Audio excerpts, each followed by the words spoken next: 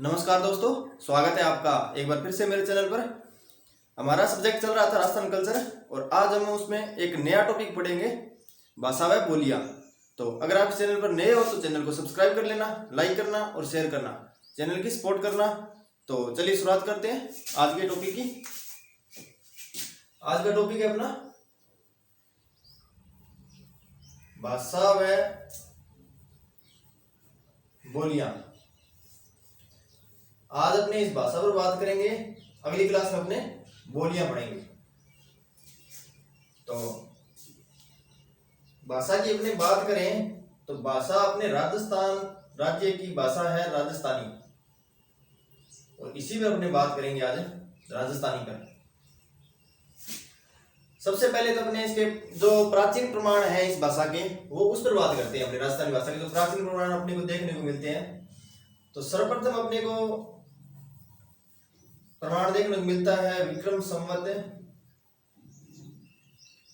835। एक कवि था वत्सराज का, गुर्जर वत्सराज का कवि था।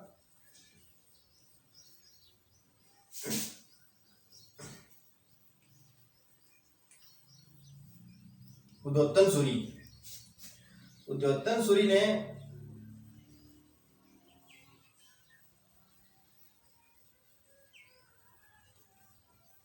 जालोर दुर्ग में बैठकर एक ग्रंथ लिखा था।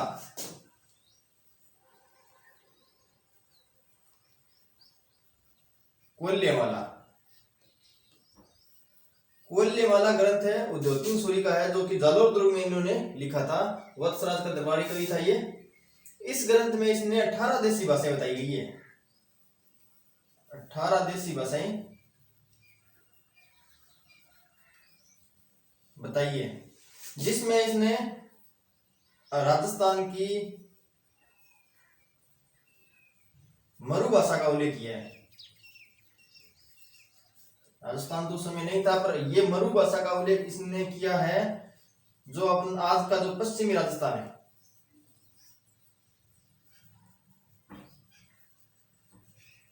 पश्चिमी राजस्थान है, इसके लिए इसने मरु भाषा का उल्लेख किया है इस ग्रंथ में। तो ये तो हो गया सबसे प्राचीन प्रमाण। इसके बाद में अपने कुछ और देखते हैं लेखकों के। तो एक है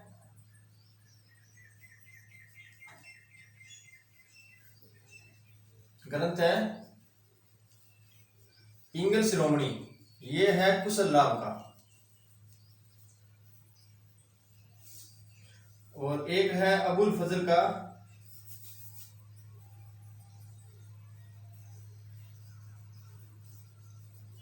आईने अकबरी, ये है अबुल फजल का। तो इन ग्रंथों में भी मरु भाषा का उल्लेख किया गया है।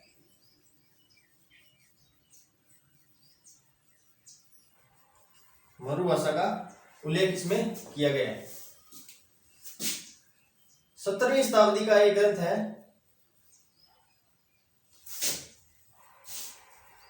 कुकवी बत्तीसी, और 18वीं सदी का ग्रंथ है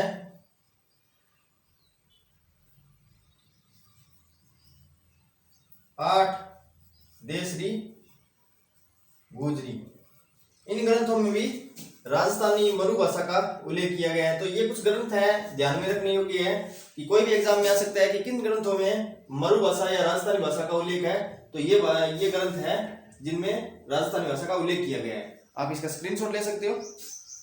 आगे बात करते हैं फिर अपने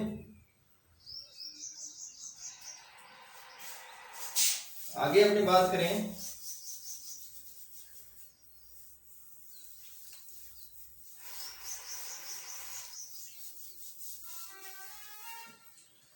राजस्थान की भाषा राजस्थानी है। ये सबसे पहले कहा था 1912 में जॉर्ज अब्राहम ग्रिसन ने।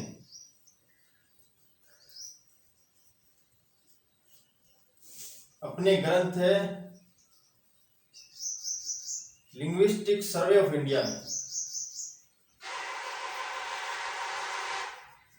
लिंग्विस्टिक सर्वे ऑफ इंडिया में जॉर्ज अब्राहम ग्रीसन ने राजस्थान की भाषा राजस्थानी बताया है।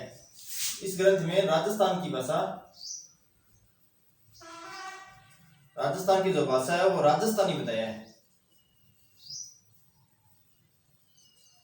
राजस्थानी बताया है। इसमें इन्होंने 5 भाषाओं का वर्णन किया है। मारवाड़ी,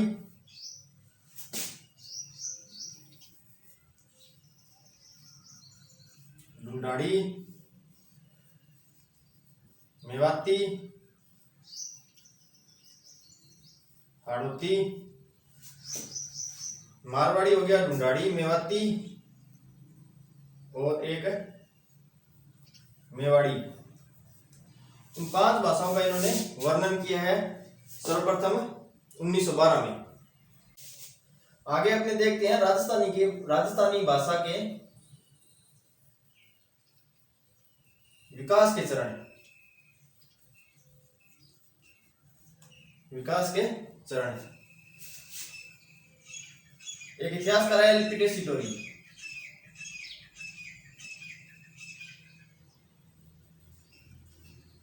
एलपी टेस्टिटोरी के अनुसार राजस्थानी भाषा है जो राजस्थानी भाषा 12वीं शताब्दी में अस्तित्व में आ चुकी थी। ये इंपॉर्टेंट क्वेश्चन है।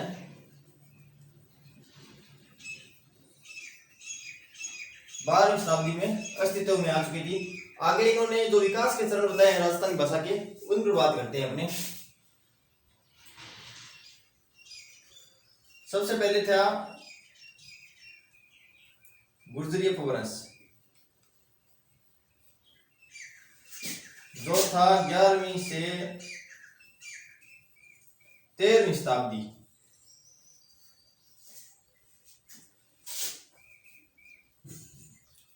फिर है प्राचीन अपभ्रंश, जो था 13वीं से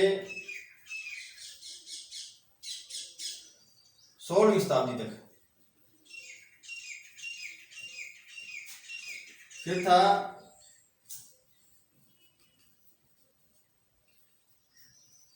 मध्य अपभ्रंश, जो था 16वीं से 18वीं शताब्दी।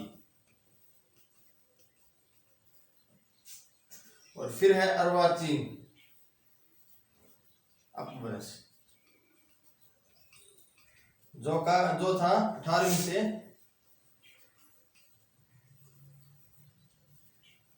अब तक। तो ये जो विकास के चरण बताए थे एलपी टेस्टिटोरी ने, 4 चरण बताए थे, जिनमें राजस्थानी भाषा का विकास हुआ था, जो कि आज अपने को जो देखने को मिल रहा है अर्वाचीन अपभ्रंश, जो आज आई 18वीं से जो अब तक जो चल रही है, वो लास्ट है अर्वाचीन अपभ्रंश है। ये चली थी जैसे 11वीं शताब्दी से चली थी, और जो अब तक है 18वीं से अब तक है। ये चरण है राजस्थानी भाषा के विकास का चरण है, आप इसको नोट कर सकते हो। फिर अपनी बात करते हैं आगे।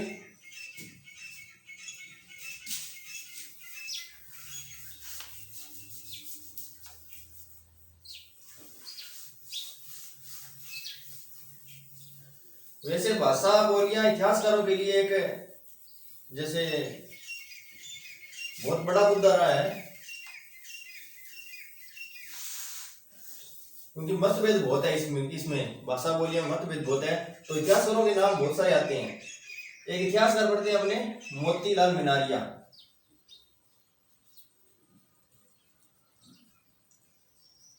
मोतीलाल मेनारिया, इन्होंने भाषा उत्पत्ति का सिद्धांत दिया था, राजस्थानी भाषा उत्पत्ति का सिद्धांत दिया था। और मैं वही बातें बता रहा हूं जो कि एग्जाम के लिए इंपॉर्टेंट है। मोतीलाल मेनारिया ने भाषा उत्पत्ति का सिद्धांत दिया था और भाषा का वृक्ष बताया था इन्होंने। भाषा वृक्ष इन्होंने बताया था, उस पर अपनी बात करते हैं, जो कि बहुत इंपॉर्टेंट है एग्जाम के लिए। पूरी भाषाएं, सभी भाषाएं आ जाएगी इसमें, जो कि आपको हिंदी में भी बहुत हेल्पफुल होगा, जो कि एसआई वगैरह पटवारी में जो आते हैं ना हिंदी, उसके लिए भी बहुत इंपॉर्टेंट है। सबसे पहले जो भाषाएं आती हैं वो आती है बारोपीय परिवार के अंतर्गत, सभी भाषाएं। उसके बाद में आई थी आर्य भाषाएं, फिर आई थी वैदिक काल, मतलब वैदिक भाषाएं आ गई थी। वैदिक भाषाएं, वैदिक भाषाएं ने दो भाषाएं निकली थी। एक तो आई थी पाली भाषा और एक थी संस्कृत। एक थी संस्कृत। संस्कृत का कोई अपभ्रंश नहीं हुआ था, ये जो की त्यों पड़ी आज तक भी। संस्कृत से कोई भी जैसे भाषाएं आगे अपभ्रंश होकर नहीं निकली थी, वैसी वैसी ये भाषा पड़ी आज तक है। तभी तो ये सभी जो भाषाओं की जननी संस्कृत भाषा कहलाती है। पाली भाषा से तीन भाषाएं निकली थी। फिर एक तो निकली थी शौरसेनी, एक निकली थी मागधी और एक निकली थी महाराष्ट्रियन।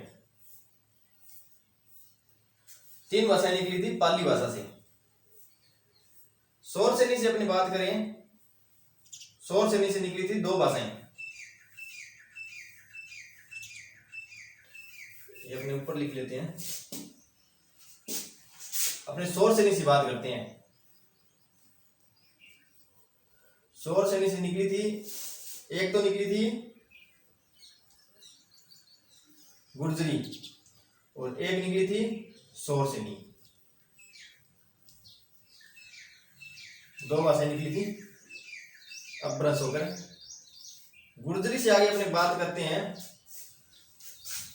शौरसेनी से आगे निकली थी हिंदी भाषा। हिंदी भाषा निकली थी शौरसेनी से। और गुर्जरी से दो भाषा निकली थी, एक तो निकली थी राजस्थानी और एक निकली थी गुजराती। तो ये भाषाओं का जो वर्ष बताया था ये मोतीलाल मेनारी ने बताया था। इसके अंतर्गत अपने देखते हैं कि सबसे पहले इन परिवार आ गया था, फिर आर्य भाषाएं आ गई थी, फिर वैदिक भाषाएं आ गई थी। अपने राजस्थानी के संदर्भ में बात करते हैं तो देखते हैं अपने वैदिक भाषाओं के बाद में आई थी पाली भाषाएं। पाली के बाद में शौरसेनी भाषाएं। शौरसेनी से बाद में आई थी गुर्जरी और गुर्जरी से पूरा हुआ था राजस्थानी का। तो ये कुछ ऐसा बनता है जैसे अपने वैदिक भाषा से बात करते हैं। वैदिक के बाद में हुई थी पाली भाषा। पाली के बाद में आई थी शौरसेनी। शौरसेनी के बाद में आई थी गुर्जरी और गुर्जरी के बाद में बनी थी राजस्थानी। तो ये कुछ क्रम रहता है, इसका विकास का क्रम रहता है जो कि एग्जाम में बहुत बार आता है कि राजस्थानी भाषा का जो विकास है, विकास का क्रम है वो बताइए। तो यह अपभ्रंश हुआ था पाली के शौरसेनी के गुर्जरी अपभ्रंश से राजस्थानी भाषा का उत्पत्ति मानी जाती है। आप इसको नोट कर सकते हो इसे भाषा वृक्ष को। फिर अपने आगे बात करते हैं।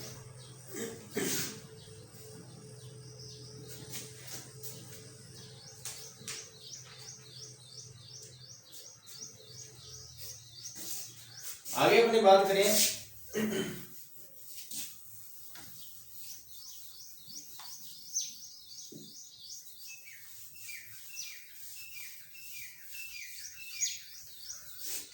राजस्थानी भाषा की अपनी बात करते हैं। राजस्थानी भाषा में अपने को दो शैलियां पढ़ने को मिलती है मुख्यतः। एक तो है डिंगल शैली, एक है पिंगल शैली।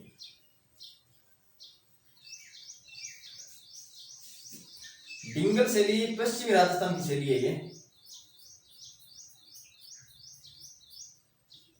ये शैलियां जो है ये साहित्य लेखन में काम आती है। डिंगल और पिंगल शैली जैसे साहित्य लेखन में जो शैलियां काम आती है, जो साहित्य लिखा जाता है अलग अलग तरीके से, उनमें ये काम आती है डिंगल शैली या पिंगल शैली। ये पश्चिमी राजस्थान की है डिंगल शैली और ये है पूर्वी राजस्थान की बर्द क्षेत्र की। बर्द क्षेत्र की है ये पिंगल शैली। डिंगल शैली है पश्चिमी राजस्थान की। इसमें अपने साहित्य की बात करते हैं तो इसमें लिखा गया था ख्यात साहित्य।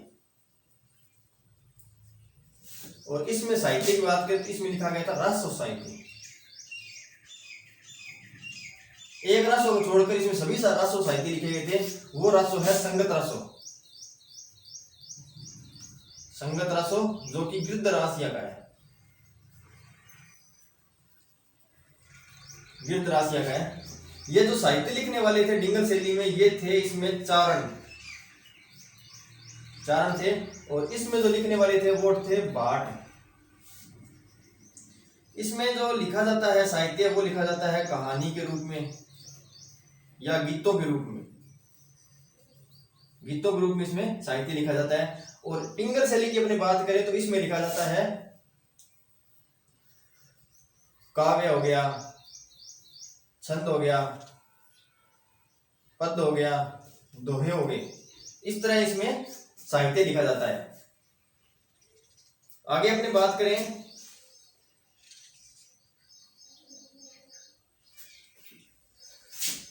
डिंगल का हेरोस की बात करें, डिंगल का हेरोस की बात करें तो वो कहा जाता है पृथ्वीराज राठौड़ को।